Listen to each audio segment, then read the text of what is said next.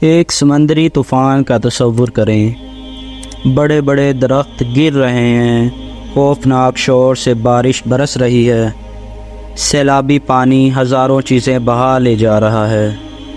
آپ اپنے چہرے کے سامنے اپنا ہاتھ بھی نہیں دیکھ سکتے، اور ہر طرف پانی ہی پانی ہے۔ پانی میں ایک بہت بڑی کشتی موجود ہے۔ صاف ظاہر ہے کہ یہ ایک ماہر کارپینٹر کا کام ہے، لیکن کیا یہ کشتی طوفان میں مسافروں کو بچانے کے لیے کافی ہے؟ نہیں، انہیں صرف ایمان اور دلوں میں اللہ کی محبت ہی بچائے گی۔ ان کا کیپٹن کون ہے؟ پیغمبر حضرت نوح علیہ السلام، جن کی عمر 950 سال سے زیادہ تھی۔ ان دراز قد اور لمبی داڑھی والے شخص کو سفر کے آغاز پر یقین ہے کہ وہ اس خوفناک طوفان سے بچ سکتے ہیں۔ 80 ایمان والے اس خوفناک طوفان میں اپنے خدا تعالیٰ کو پکار رہے ہیں۔ اس سفر میں صرف انسان ہی نہیں بلکہ مختلف نسل کے جانوروں کے جوڑے اور مختلف پودے بھی ہیں۔ جہاز پر موجود ہر جاندار طوفان رکنے کا انتظار کر رہا ہے۔ اس طوفان کو قرآن میں اس طرح بیان کیا گیا ہے: پھر ہم نے نوح کو اور کشتی والوں کو بچا لیا، اور ہم نے اس کشتی کو دنیا جہان والوں کے لیے ایک عبرت بنا دیا۔ سورۃ العنکبوت آیت نمبر 15۔ حضرت نوح علیہ السلام کشتی چلاتے ہوئے طوفان میں ڈوبنے والے اپنے بیٹے کے متعلق سوچ رہے ہیں۔ ان کا دل غم سے بھرا ہوا ہے۔ انہیں اپنے بیٹے کو آواز دینا یاد آتا ہے: اے میرے بیٹے، ہمارے ساتھ سوار ہو جاؤ اور کافروں کے ساتھ نہ رہو۔ سورہ ہود آیت نمبر 42۔ لیکن تمام نصیحتوں کے باوجود ان کا بیٹا اپنی ضد پر اڑا رہا۔ اس نے اپنے باپ کی بات نہیں مانی۔ وہ بولا: میں ابھی کسی پہاڑ کی پناہ لے لوں گا جو مجھے پانی سے بچا لے گا۔ سورہ ہود آیت نمبر 43۔ پیغمبر نوح علیہ السلام اپنے بیٹے کی کفر پر موت سے غمزدہ تھے، اور اپنے بیٹے کو کہے گئے ان کے آخری الفاظ یہ تھے: آج اللہ کے حکم سے کوئی کسی کو بچانے والا نہیں ہے سوائے اس کے جس پر وہ ہی رحم فرما دے۔ سورہ ہود آیت نمبر 43۔ پیغمبر نوح علیہ السلام کی بات ختم ہونے سے پہلے ہی ایک بڑی موج ان کے اور بیٹے کے درمیان آ گئی اور ان کے بیٹے کو بہا لے گئی، یعنی اس کو اپنی ضد اور کفر اور اپنے نفس اور شیطان کے پیچھے چلنے کی سزا دنیا میں ہی مل گئی۔ یہ واقعہ جو ہم قرآن پاک کی سورہ ہود میں پڑھتے ہیں، دنیا کے کئی حصوں میں پڑھائے جانے والے اسباق کا ذریعہ بن گیا۔ 950 سال تک اپنی قوم کو اللہ پر ایمان لانے کے لیے ان کی دعوت اور طوفان نوح کے عظیم معجزے کو اسکینڈینیویا سے آسٹریلیا اور انکا سے انڈینز تک بہت سی قوموں کے قصوں میں بیان کیا گیا ہے۔ اس کا ذکر مذہبی کتابوں میں ہے۔ یہ کہانیوں اور فلموں کا موضوع بن چکا ہے۔ ایک روایت کے مطابق پیغمبر نوح علیہ السلام کے نام کا مطلب اللہ کے خوف سے ہر وقت رونے والا ہے۔ یہ ہے اس نام کا مطلب۔ یہ سمجھا جاتا ہے کہ پیغمبر نوح علیہ السلام فرات اور دجلہ کے دریاؤں کے درمیان زرخیز علاقے میں پیدا ہوئے تھے۔ پیغمبر نوح علیہ السلام پیغمبر شیش علیہ السلام کی نسل میں سے تھے، جو پیغمبر حضرت آدم علیہ السلام اور بی بی حوا علیہ السلام کے اولاد تھے۔ توحید اللہ کی یکتائی کے لیے اپنی قوم کے خلاف ان کی کوششوں، کشتی کی تعمیر اور طوفان کے باعث قرآن میں ان کی زندگی نمایاں ہے۔ انہیں ایک اولو العزم پیغمبر کے طور پر جانا جاتا ہے۔ دوسرے الفاظ میں آپ بلند ترین رتبے اور عزم و ہمت کے حامل پیغمبروں میں سے ایک تھے، اور ہم نے نوح کو ان کی قوم کے پاس بھیجا تھا، چنانچہ 50 کم 1000 سال تک وہ ان کے درمیان رہے۔ پھر ان کو طوفان نے آ پکڑا اور وہ ظالم لوگ تھے۔ سورۃ العنکبوت آیت نمبر 14۔ نوح علیہ السلام، جنہیں پیغمبر بنا کر ایک قوم کی طرف بھیجا گیا تھا، اپنی آخری سانس تک لوگوں کو اللہ کی توحید پر ایمان لانے اور اس کے احکام پر عمل کرنے کی دعوت دیتے رہے۔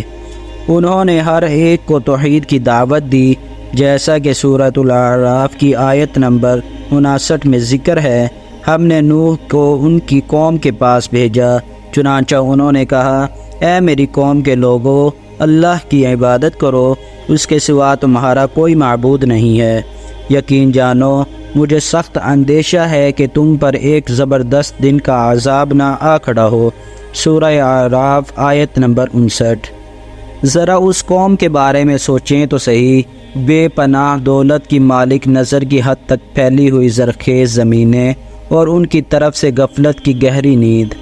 آئیں حضرت نوح علیہ السلام کی اپنی قوم کے خلاف اپنی کوششوں کا کچھ ذکر کرتے ہیں۔ حضرت آدم علیہ السلام کے زمانے میں زمین پر زندگی پھیل گئی تھی اور کئی انسانی نسلیں پیدا ہو گئی تھیں۔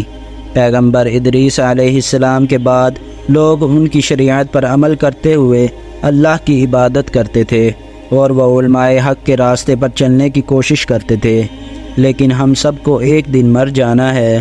جب ایک ایک کر کے علماء وفات پاتے گئے تو انسانیت اندھیرے میں بھٹک گئی، شیطان لوگوں کے ذہنوں پر چھا گیا اور انہیں نیک لوگوں کی مورتیاں بنا کر عزت دینے کا خیال دیا، مگر وقت کے ساتھ ساتھ ان مورتیوں کو دیوتا بنا لیا گیا۔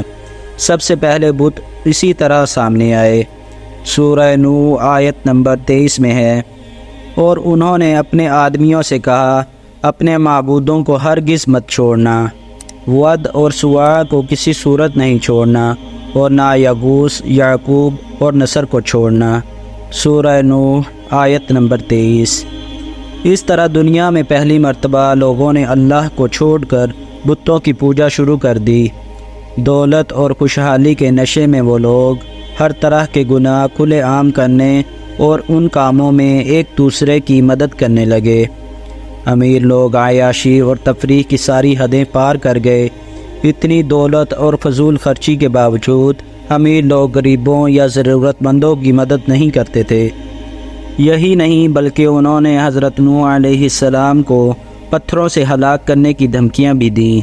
اتنے بگڑے حالات میں حضرت نوح علیہ السلام نے دن رات اپنی قوم کے لوگوں کو اللہ کا پیغام پہنچایا۔ انہوں نے سمجھایا کہ ان کے پوجے جانے والے بت کسی کام کے نہیں ہیں، وہ انہیں اللہ کی طرف بلانے کے بدلے میں ان سے کچھ نہیں چاہتے تھے۔ انہوں نے صرف انہیں اللہ کا حکم پہنچایا اور تبلیغ جاری رکھی۔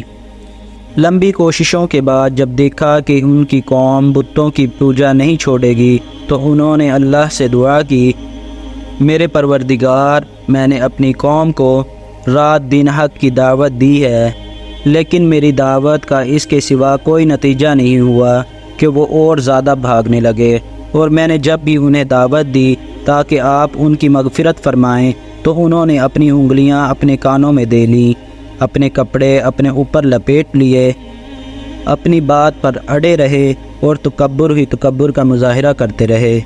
سورہ نوح آیت نمبر 5-7۔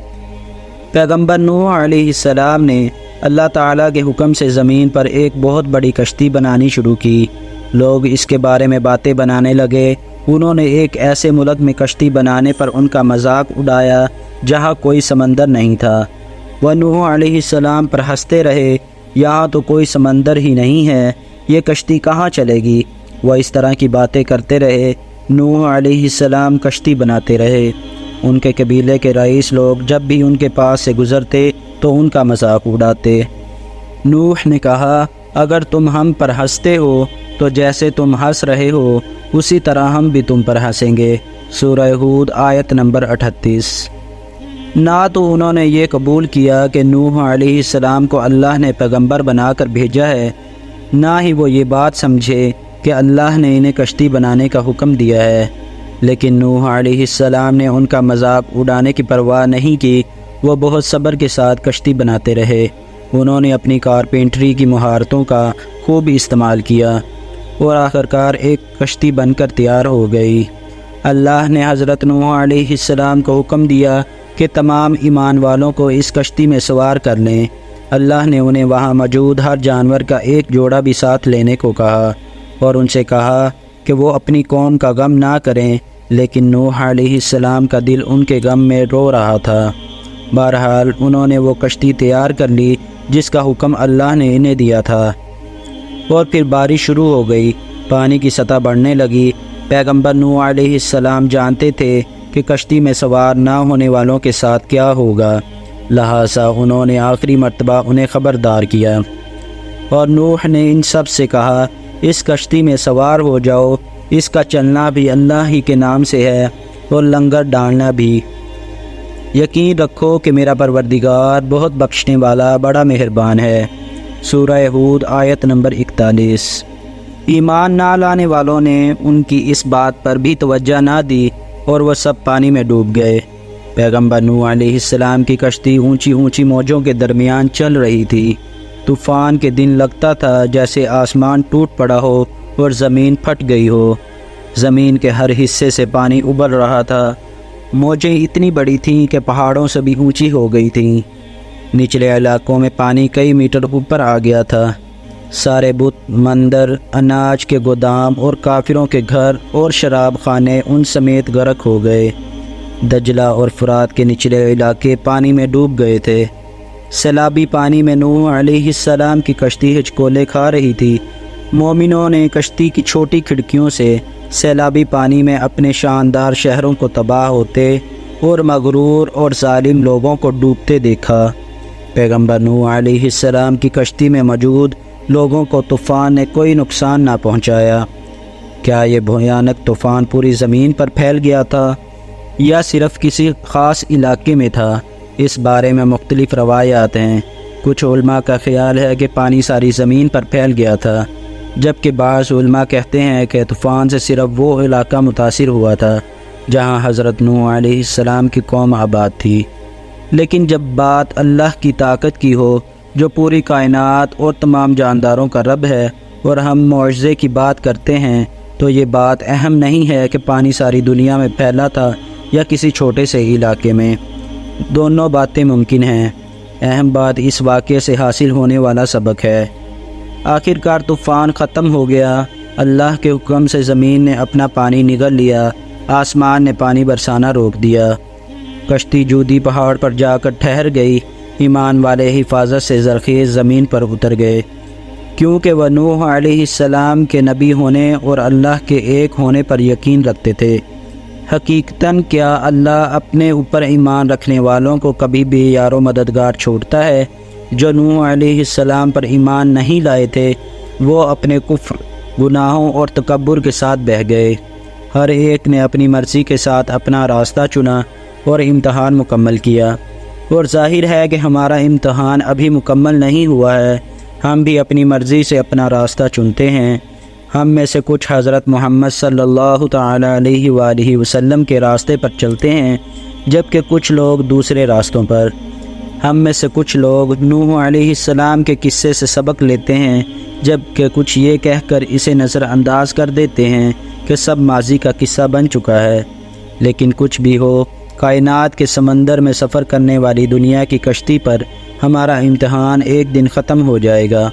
ہو سکتا ہے ہمیں طوفان نوح جیسے واقعے کا سامنا نہ کرنا پڑے، لیکن موت ہم سب کے دروازوں پر دستک ضرور دے گی۔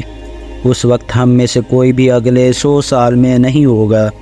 جب ہمیں موت آئے گی تو اللہ پر ہمارا ایمان اور حضرت محمد صلی اللہ تعالی علیہ وآلہ وسلم کی باتوں پر عمل ہی ہمیں بچا سکے گا۔ سب سے اہم سوال یہ ہے، کیا ہم ان کی طرح بنیں گے جو حضرت نوح علیہ السلام اور ہمارے پیغمبر صلی اللہ تعالی علیہ وآلہ وسلم پر ایمان لائے، یا ان نقصان والوں میں شامل ہوں گے جو طوفان میں بہہ گئے تھے؟ کیا وہ وقت نہیں آ پہنچا کہ ہم سوچیں اور غور کریں کہ ہم اپنی زندگیاں کیسے گزاریں؟